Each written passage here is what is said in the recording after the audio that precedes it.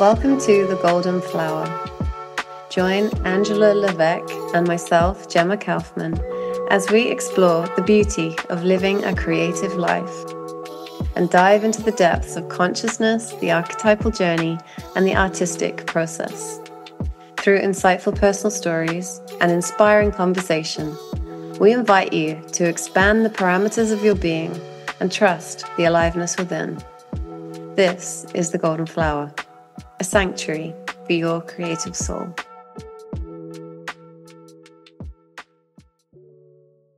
I feel like our main connection was our strong belief that this journey of becomingness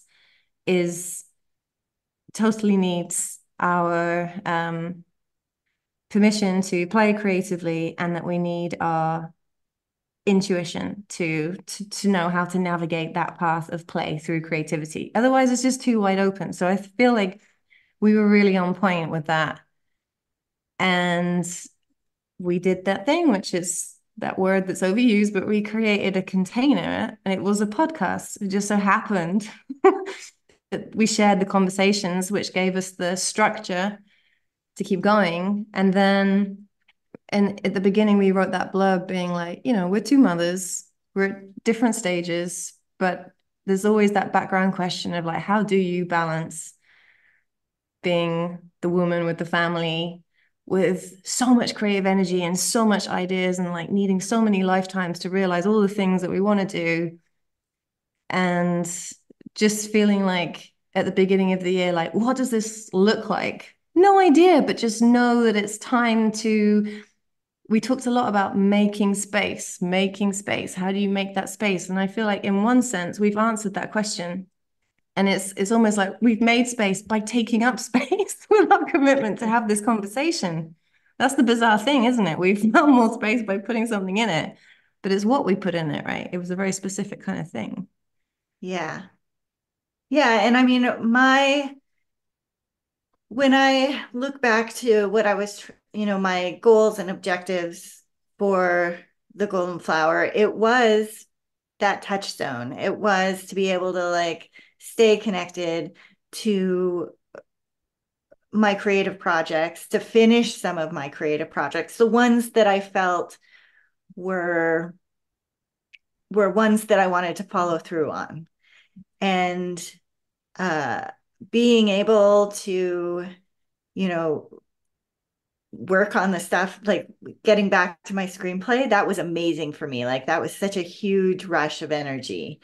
And I mean, that was kind of what I was hoping to get out of this is to create that space.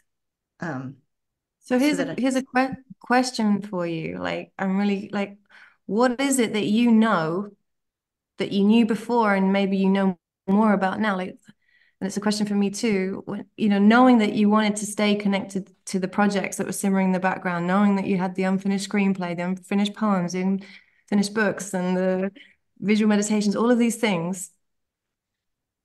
And what was it that you knew? When we say stay connected to the conversation, I feel like both you and I stumble a little bit. Like we know so clearly that that's like the way, but can we say like why we know that? Like we must know that from like past experiences, like a certain quality of conversation. I don't know, like what is it that you know about staying connected to specific types, not specific, like what is it that we know that why we needed to have the kind of conversations we've been having like for 11 episodes that would have these kind of results? Well, and I know that we've talked about this a lot before. It's that at least in my like circle of friends and my daily life, I don't have a lot of support for these types of things. Like, I have a lot of support as a mother. I have a lot of support in, I guess, in a lot of other things that I do, but my creative life, I don't. And I also don't get to have a lot of really juicy, I don't know, the conversations that we have. I also don't have the opportunity to have a lot of that. So that for me was enough. Like, you need to have something that grounds you in the things that are important. And there's a lot of things in my life that are important that I have that support network for, except for this. Because I don't have a lot of people that are like, oh, here, I've been writing this, check this out. Or I've been painting this, check this out. Like, and those conversations inspire me to stay the course. Right. Yes. Echoing so much of what I agree with completely. It's just like in our conversation, well, not just the conversation, it's like the relationship of having the collaboration, of having the commitment of bringing this forth.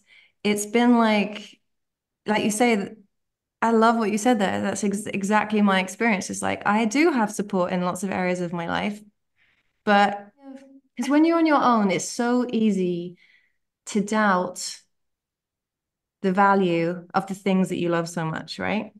I think we've talked about how we really do geek out on, frameworks and like self-discovery and things that will allow us to tap in. And I think we've done a shit ton of that on our own, right? And that's kind of like, we're yeah. I'm someone who will never be like, that's enough of that, Angela. I think we've done it's just a journal too far. No, I'm never going to say that. I'm always going to be like, oh, what is it? Let's hear. So there's that great kind of feeling, and I've noticed how that has given me such a confidence. I didn't know that was probably what I couldn't have articulated that was what I was seeking at the beginning of the year. But there is this sense of like when you really love, when you give your attention so much to things, like all these books we read, we've got the book list, right? We've located the books that sort of punctuate this creative journey. We've referenced the Creative Act many times, the Creative Cure, the classic The Artist's Way. What else was in there? We've had Elizabeth Gilbert, and it's all to do with like a kind of philosophy that, what is life without the adventure of your becomingness? And how are you going to find yourself if you don't enact a creative rite of passage? Like, I think you and I are both like, well, you can't. so it's kind of weird to know that so strongly, have that belief, and yet be isolated with it. I think that's what you're kind of saying. That strongly. I know that really strongly. We walk that path, and we will, whether we have that support or not. But it's so affirming. That's a kind of good word. It's like it's so affirming to have it reflected and encouraged and nourished and developed. The way that you hold space and the meditations that you do and the natural, easy way that you do things. It's just wonderful to be around. And I know that really seeps in. And, it's just made me feel like that a lot more of the things that I know that I'd really like to be doing are perhaps closer and easier than I perhaps thought. And that's a really up feeling. Yeah. Well, that idea of you're the culmination of the 5 people you're closest to, which Wow. I mean, I agree to a certain extent, but I didn't have somebody, one of those 5 people, you know what I mean, that would inspire me or get me excited about sticking with my creative stuff. And that's why I'm so glad that we've been doing this, is because now I've done a lot of things and in that, because I have that anchor. And so that I think that's worthwhile. Yeah. I mean, we talk about the archetypal journey. We talk about the precipice. We talk about the gateway. What's the word I'm looking for? Thresholds. We don't talk about the ally so much. The ally is a huge part of the archetypal journey, right? And I think it was kind of hoping that our conversation was going to galvanize energy within a kind of community of listeners that are out there being like, I also know that there's like a part of me missing. I mean, I talk about this, I'm talking nowadays in terms of a reclamation journey. Maybe it's a bit of like I'm susceptible to buzzwords. It's definitely true, but it's like the creative journey, the reclamation journey, this idea that there's missing parts of us, like there's the way that we are raised and the culture and society, we've touched on this in many episodes. Like, it's impossible not to feel that something is very amiss, right? Something is not right. And then, that helpless feeling sometimes, but then coming back to not giving up on what we know is available. And I think I've touched on this a few times. Like, I love the creative journey because it's available. It's got this immediacy. We don't need money for it. We don't need a lot of things for it. It's there for us.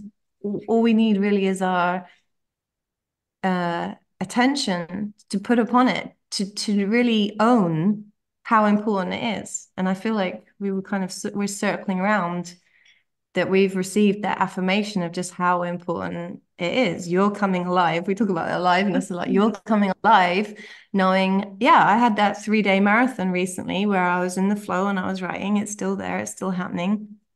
And you were talking about like hosting those meditation groups. I could see you. I think that's the other thing about being seen, right? I can really see you doing that. And like, we cannot be the only people out there that feel very strongly like that they are not going to give up on their inner creative world. And I think so much of it, there's another big piece of this puzzle, right, that I've kind of connected with recently, which is so much is like, how do we source this enough safety within ourselves for the expression that we know is like latent within?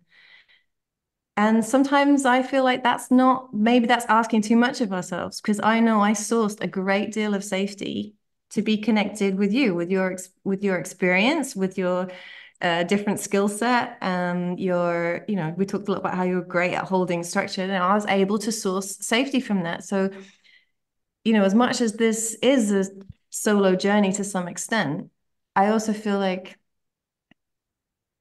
it's an important point about collaborations and teamwork and finding a tribe and finding those accountability partnerships, is like that it really is an opportunity to sort of source safety and to grow within these like shapes that we make when we come together, instead of like always pushing through with whatever we have available individually. Yeah. What I would say though, and this is why I think you and I are an interesting collaboration, because we definitely see things from different places and have different needs that we need to seek out. And so for me, what I learned from you is trust. So I didn't think that I'd go back to the screenplay. Like, and it's so weird because I know that this is how it happens. I get the tap. That is like, okay, sit down. Right. And as soon as I sit down, it flows out. But it's been a long time since I got the tap in regards to the screenplay. But after working with you, I realized that you have a certain level of trust in the creative force, that it's always there. And even if the impetus to paint isn't right, right front and center for you, that it will be there, that it will come again. And I kind of lost trust. I lost faith that I was going to be reacquainted, reinvited to come back to that screenplay. And then all of a sudden last week, I was like, oh my gosh, that's the tap. That's the tap. It hasn't gone away. And so through our conversation, that faith in that whole journey has been renewed for me. So thank you. That's so awesome. Yeah, I was thinking about this phrase. I talk about painting without painting. I was like, yeah, you're writing without writing always. And I can really see that because you have this, I would say, is it fair to say that you have like a command more I observe within you a command of your own energy. It's just like, if you want to do something, you focus on it and you do it. To me, that's like a very mysterious way of being. I love it. It looks great from the outside. I don't know if I'll ever know too much about it from the inside. And I think it's like, so when I have that level of command and I command and it's not there, it's like, well, it's gone, but it's not gone. And then it's just that kind of, yeah, that receptivity to it's ongoing. It's writing without writing in the same way. I think it's so interesting. And again, this is this thing of like having parts of ourselves reflected that we can't see, that you observe so strongly within me, the trust that I have in like my creative process. I remember when you reflected that when we had a whole episode on our creative process, and I was like, oh, like, right. I guess I do. Everything that I'm talking about speaks to this innate trust, that I think it was that expectation that one way or another, it's always there. And therefore, if it's always there, then it's going to show up and come through. And that is so contradictory to kind of like a hallmark, especially of like my early like worldview, that, you know, things don't go right, they don't go well. Worst case scenario is how things are. So it's kind of like surprising, but I also know that that is part of the creative journey for me, which of course is why I gravitate to it and need it, hold on to it, because it is like, it's not, I don't know how I feel about the word hope, because as you said, trust is different to hope. Like hope is, I don't know. Can you, what Hope is is an expectation, I think. There's a expectation is maybe has kind of negative connotations, but there's this I think like an anticipation of a future event. And I think that that's different than having trust or faith in the process. I think that they can be work hand in hand for sure. But faith to me seems like it has a much deeper anchor in the divine, is how I would. And whether that divine is God or, you know, the creative impulse or whatever, hope for me is more of a kind of an intellectual pursuit. Yeah, because I've used that word, having expectations, and I know that that's like something associated with perfectionism, right? That gets in the way. We actually don't want to have expectations. And then a lot of my process is about like, I don't have any intention to draw anything specific, that I leave I leave it wide open to kind of what's coming through. But at the same time, there is this expectancy that a lot of the creative journey is about giving it space and having like a readiness and a willingness. How does that come in? The willingness, the openness, the willingness with the trust. How do I feel like there's something here to put together and I'm not quite.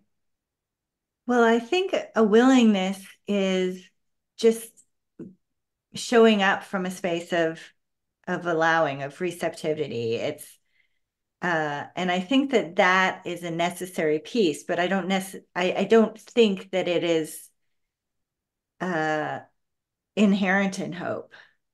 But I think that it's a necessary piece of faith.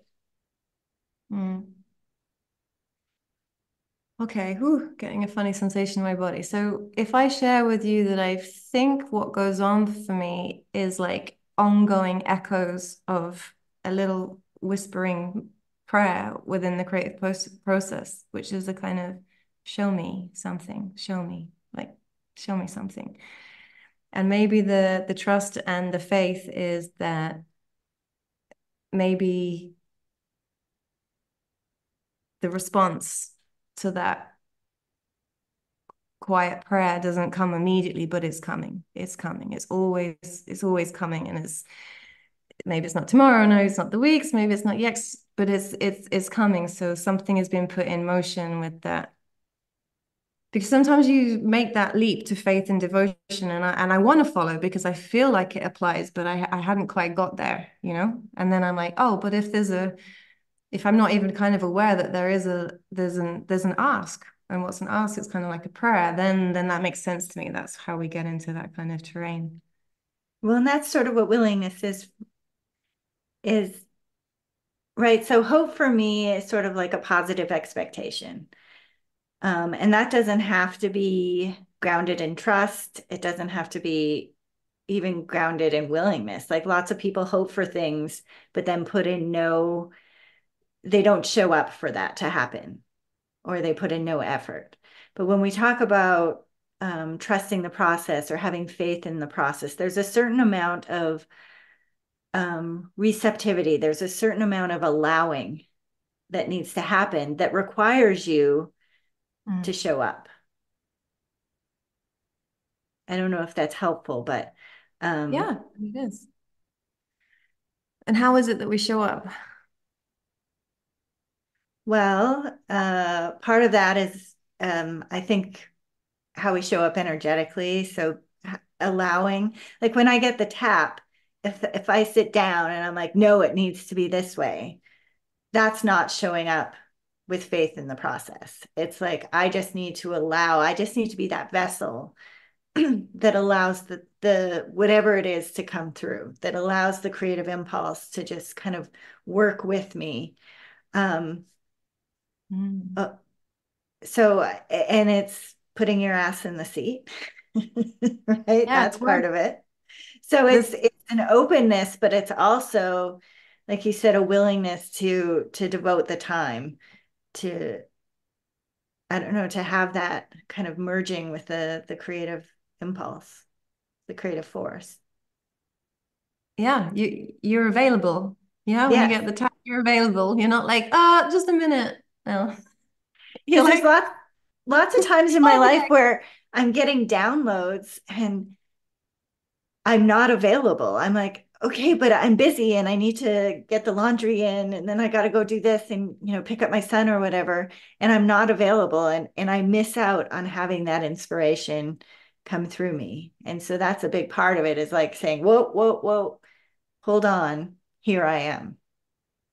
so when you got the tap, what were you doing? Were you like, It took the tap a little bit. It was like, okay, it's time. And I'm like, okay, no, no, no, it's time. And it got a little bit louder. And then I'm like, okay, it's time. I need to. So I opened up my laptop and then I just sat and I just pretty much didn't eat or move for like 6 hours the first day. So lush? And like, yeah, and then you suddenly, I love that feeling of like, oh, I just spent the past 6 hours doing exactly what I know I'm supposed to be doing. I'm definitely enjoying like the mundane, like I don't categorize things, but like we talk about like I enjoy more and more just like everyday stuff. It has to be said. Like it seems to be coming alive. I don't quite know what that's about, but this whole other category of experience, right? Which is like when you feel like, oh, there was nowhere else I was supposed to be, nothing else I was supposed to be doing but that. And I feel like that shifts reality as well. Like suddenly you're like in another, the rest of the day stretches before you, but it's a different rest of the day. Yeah.